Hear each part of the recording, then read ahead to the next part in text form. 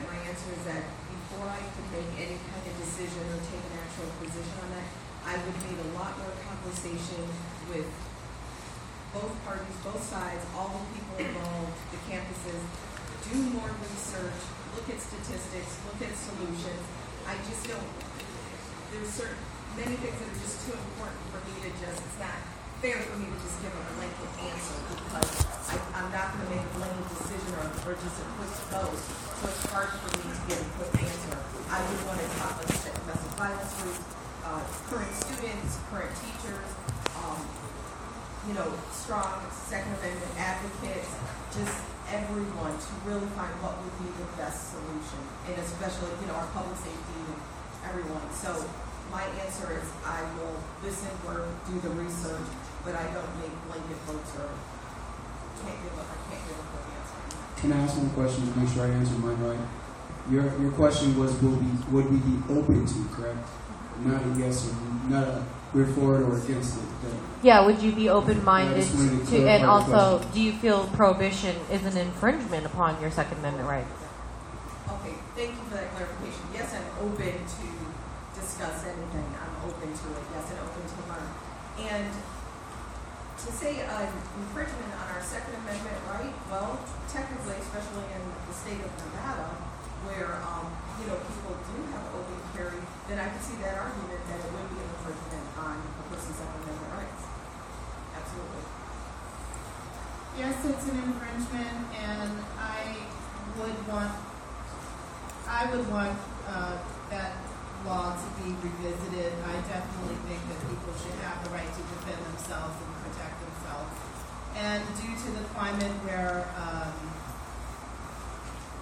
campus shootings are and terrorism is at a height, I think that it's only fair that the average citizen, if they choose to carry their weapon on campus, have the right to carry their weapon on campus. My answer is yes as well, and I think it would be an infringement on our Second Amendment right. It was interesting. I spent 3 years up in North Dakota after the mortgage meltdown, back and forth, and it was pretty normal up there for people to open carry, so it wasn't so weird. When I was in high school, I had a rack in the back of my truck rifle, so a little different topic, but it wasn't so. It was sort of normal back then. Nobody was shooting each other, but I think so that's my answer. Thank you. Good afternoon. Thank you for being here. Mr. Hooks, where are you at on women's rights, the right to abortion and Planned Parenthood? Would you support it? Would you try to cut funds if you were elected, or would you support it?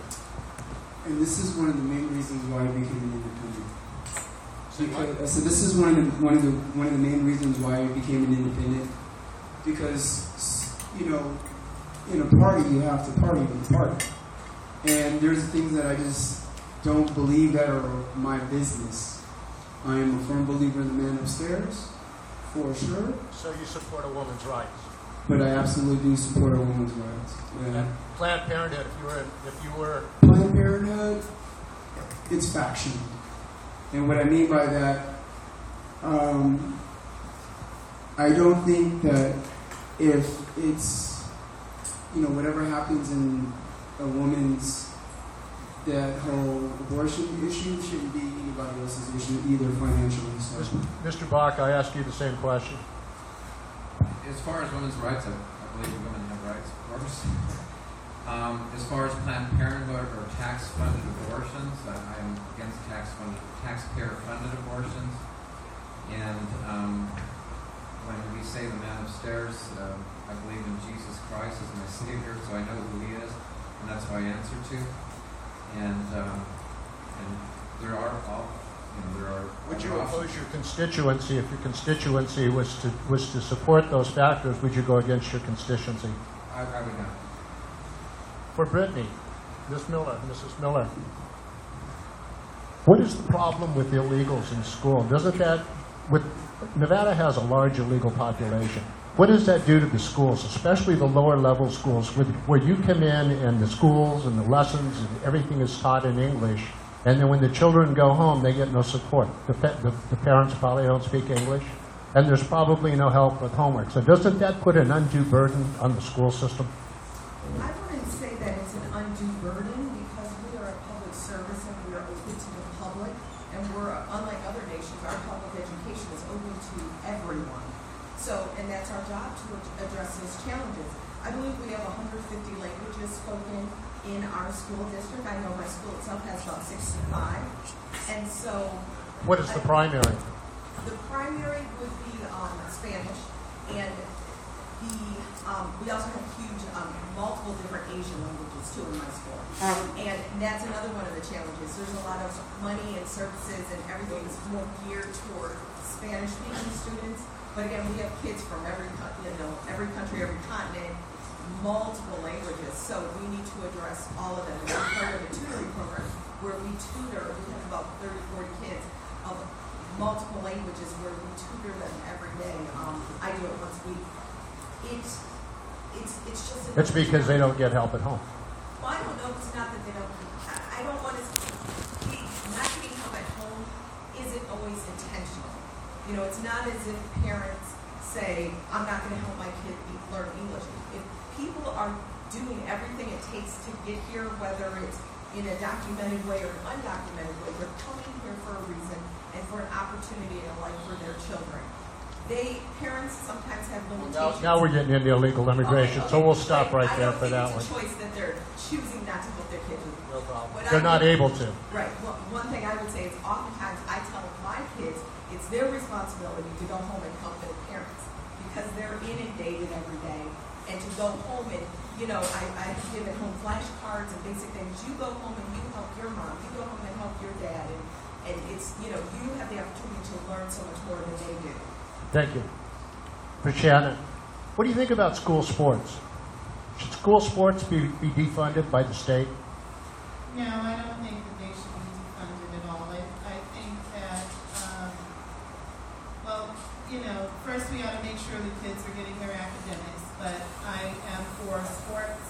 I think that sports is a pathway to a lot of college scholarships for children. So I really would, it teaches them discipline and camaraderie and a lot of skills that they'll take with them into the workforce. So I'm really for funding sports. I know this isn't supposed to be a debate, but I'm going to go one bad one. Don't you think that leads to bullying on campus? Don't you? Did I get shut off? My battery died.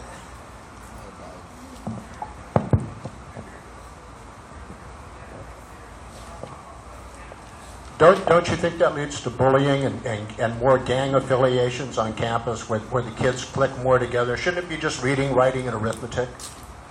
That should be the main focus for why they're going to school. The main focus should be academics, and they should not participate in any sports unless they are at a satisfactory level academically. Do you have a 16-year-old baseball player?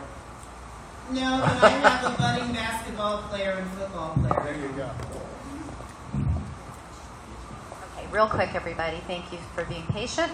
Starting with Mr. Baca, and this is a yes or no. Have you or will you sign the Taxpayer Protection Pledge? And to follow up with that, the 2015 legislature passed the largest tax increase in Nevada history. Would you have voted yes or no? I have signed the pledge. So that's a yes. Yeah. And then would you have voted yes or no? No. You would have voted no. So you're yes and a no. Ms. Churchwell. I'm sorry, could you repeat the question? Will you or have you signed the Taxpayer Protection Pledge? And would you have voted yes or no to the $1.1 billion tax increase that the 2015 legislature passed? I don't agree with the budget increase. I would not have agreed with that if I were in the legislature. And the Taxpayer Protection Pledge? I have Would you agree to not raise taxes is basically... I think that raising taxes right now is not where we need to be. Thank you. Ms. Miller? I have, excuse me, I have not signed it, and would I have voted that? I don't have the luxury of having been there, and I haven't read the all of the legislation. My thing is, I'm not opposed to taxes. I just want transparency and accountability and efficiency for where those tax funds are going. Thank you. Mr. Hicks? No, I will not sign it. Okay. And I ran last year and I didn't sign it last year either. Okay. And would you have voted yes or no had you been a sitting assembly person?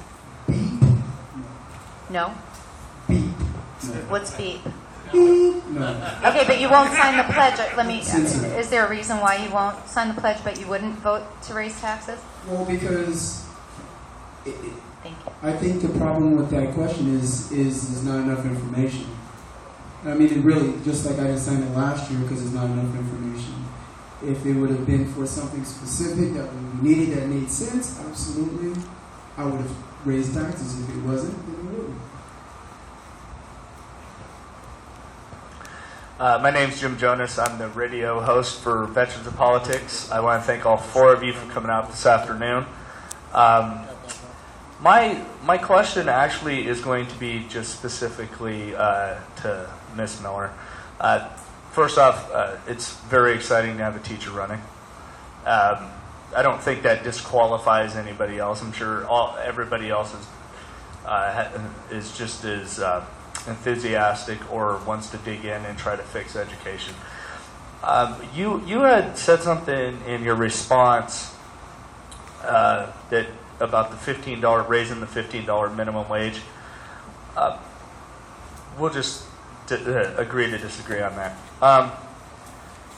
What specific type of legislation would you like to enact to specifically improve the education here in the state of Nevada from a teacher's perspective, since you're in the system and you understand it? Because one of the things that my belief about the $15 minimum wage is I think a lot of businesses, especially in this area, get by with paying lower wages to the undereducated workforce because there's such a large pool here in Las Vegas that there's the company I work for our lower you know what, if they don't want the job, fine. They can go somewhere else. And we know we got 20 people standing outside waiting to take that job. So I think that's the main reason why businesses aren't paying a fair minimum wage. What specifically would you do to help increase education? Because I think once people are more educated, then they have the tools. They can actually now start negotiating. Hey, I'm not going to work for $8.50 an hour because I have the education. I can go somewhere else and get a better job. Well, to be specific to that question, what I'd say is that we need to have more articulation agreements, more skill training, more of the apprenticeship programs available to our students.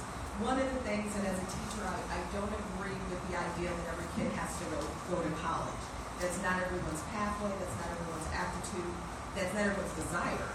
However, I do firmly believe in all the different training programs and all the different career tracks.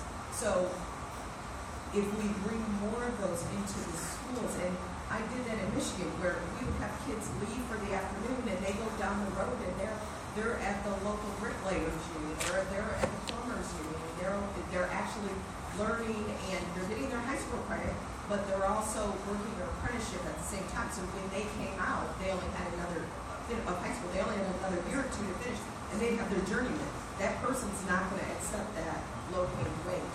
You asked me if there's one thing I do. I can't focus on one thing to do because there's so much to do, but when it comes to producing people walking out of our high schools that are qualified to go earn that money, that is absolutely something that we can do, is provide more of that training. I went to a school, we had a full-fledged restaurant in our school.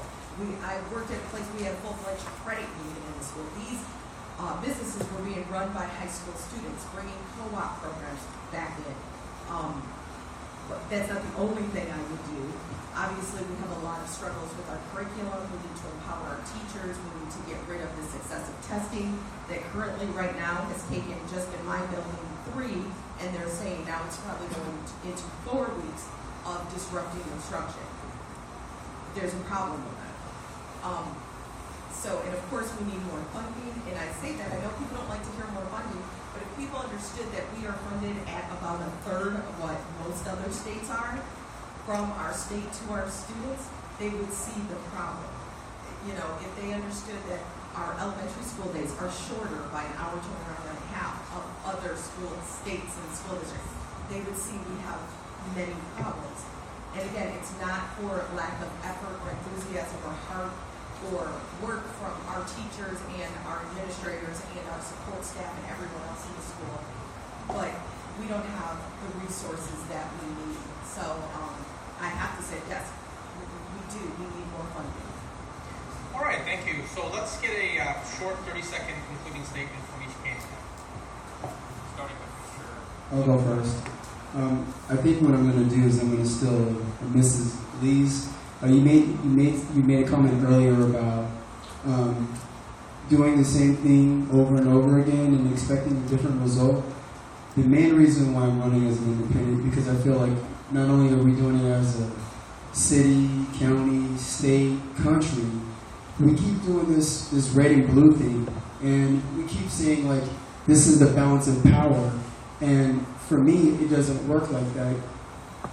It works like the balance of power should be the people. The people should be the checks and balances of the government, and transparency is important. So I leave with this: I'm running for assembly. I'm transparent. I don't want to fight. I don't want to fight the constituencies. I think it's lame, because you should be for your people, not one side because you're the same red or blue.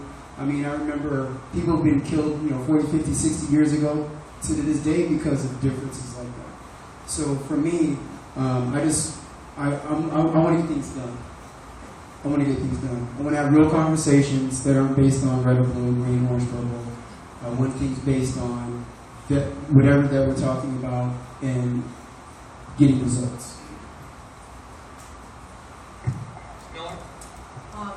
I want to thank everyone for inviting us here. I also appreciate my fellow candidates that did show up, because I believe iron sharpens iron. So I appreciate that. Going back to what Max said, there are many things that, and I am a Democrat, however, there are many things that I don't believe should be partisan. Education, for one. How is education partisan? There are things that I will cross the aisle for if this is the best solution to help the people. I am not someone that is going to ever make a decision without first conferring and talking to all of the different people and parties. And I say people because that includes individuals, not just people, not just the groups. How it's going to impact them, how it's going to affect them. That's the one thing I can guarantee. I have a heart for people and for public service. Do we need more transparency and accountability? Absolutely. I'm used to that to a certain degree because I've always been in public service, so there's a little more. But even our public services that we have here, local, state, and so on, we do need more transparency. We need to be accountable to the people, accountable to the taxpayers.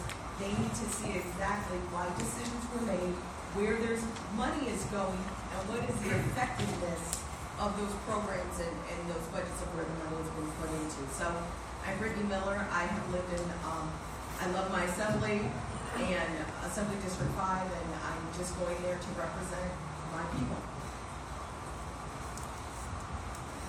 Thank you all for inviting us all here today, and I think that each of us brings so much to the table with our different perspectives and points of view.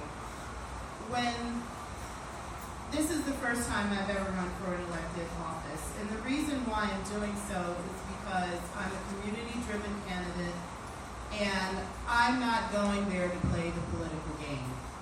And from working on campaigns for other elected officials and putting my name in the ring to be an elected official myself, I'm starting to see more and more why we're not getting what we want as citizens. It's too many people there that's going there to play the game and to rubber stamp.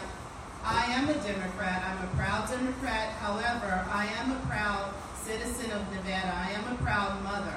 And that's why I'm running. I'm not going there to get involved in partisan politics.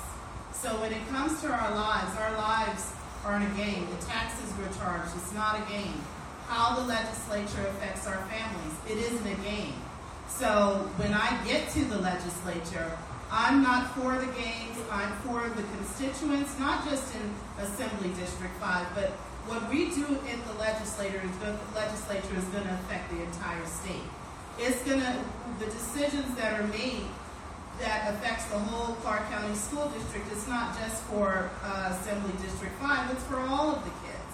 It's for all of the taxpayers, it's for all Nevadans when we make these decisions, whether you can carry your gun on campus.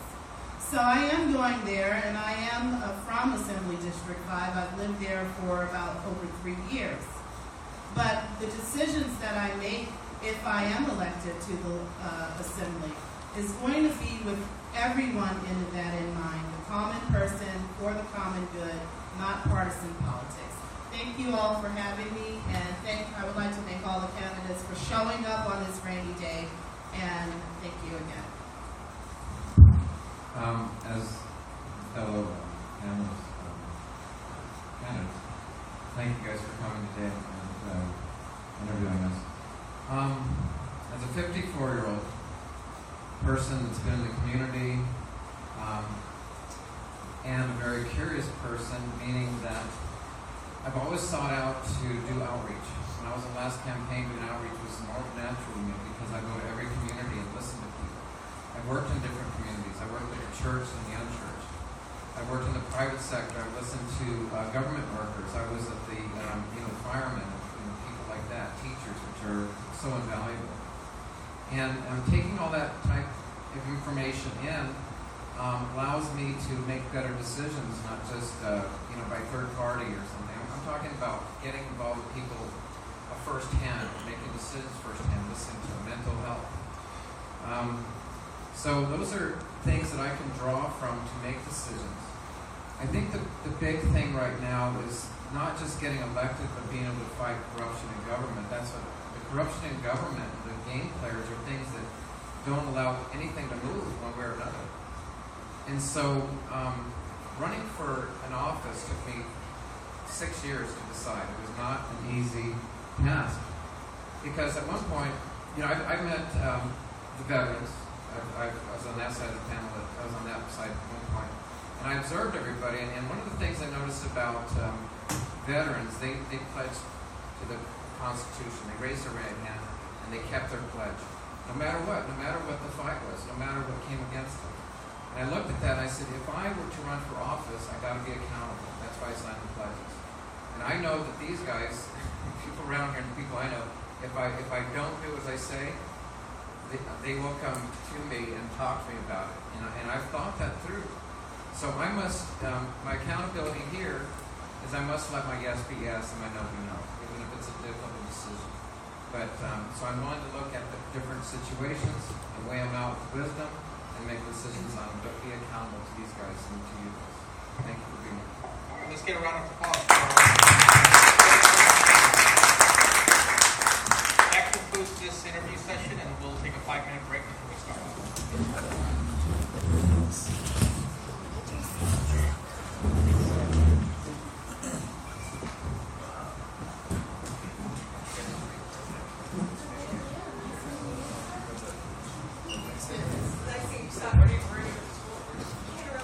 Panel members, remember you could go downstairs.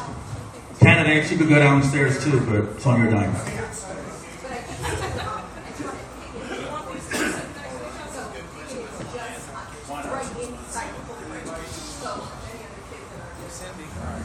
Hey, hello.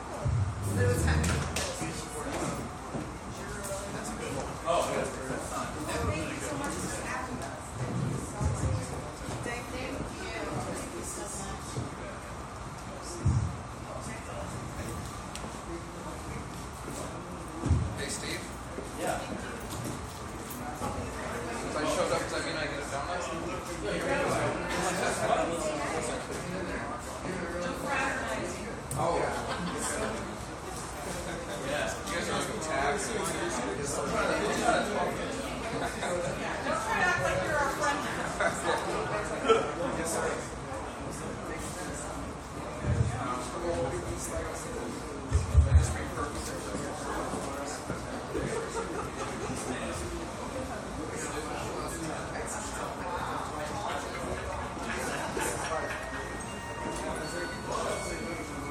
You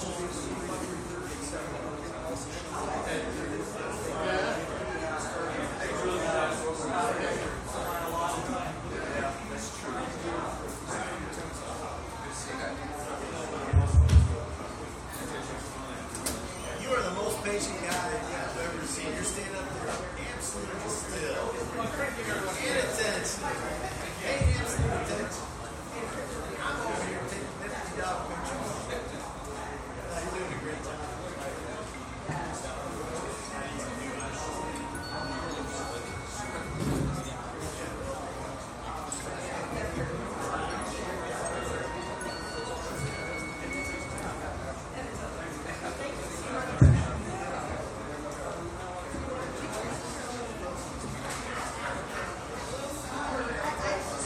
John, did I get you to sign in?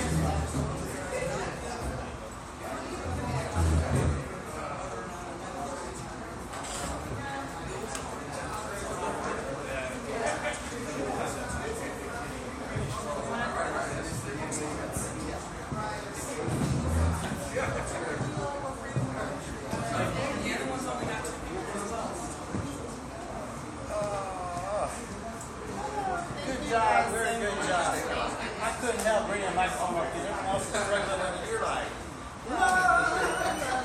I'm like, you can't sing so good. I can tell. You know, I was a professional trumpet player. I know it's so good like it. Anyway, good job. Thank you so much. Hey, John.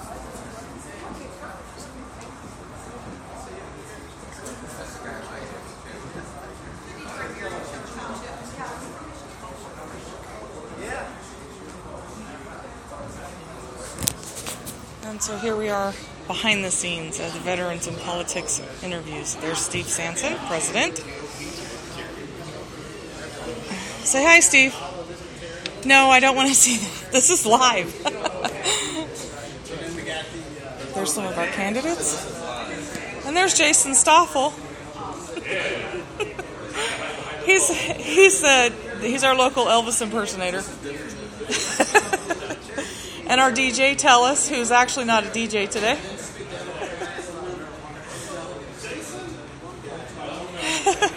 Acting like they know each other all of a sudden. Okay, next interview should start in about 5 minutes. Hang tight. You know that, right? Yes, sir.